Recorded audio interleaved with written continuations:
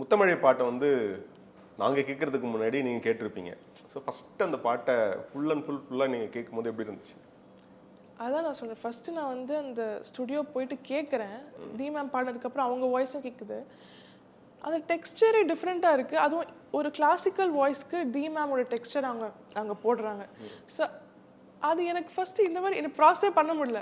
அப்புறம் நிறைய பேர் கேட்டாங்க, நீ எதிர்பார்த்தியா இது வந்து ஹிட் ஆகும்? கண்டிப்பாக நான் எதிர்பார்த்தேன். ஃபர்ஸ்ட் கேட்கும்போது எனக்கு ரொம்ப பிடிச்சிச்சு, கேட்ட போதே பிடிச்சிச்சு. ஃபர்ஸ்ட் டைமே ஆமாம், யூஸ்வலாக நம்ம வந்து ரொம்ப கேட்க கேட்க பிடிக்கிறோம் அந்த மாதிரி ஒரு இது இருக்கும்ல. எனக்கு ஃபர்ஸ்ட் கேட்டோன்னே எனக்கு இது என்ன இவ்வளோ சூப்பராக இருக்கு இந்த பாட்டு அப்படின்னு எனக்கு தோணுச்சு. ஆமாம், வா அப்படின்னு தோணுச்சு.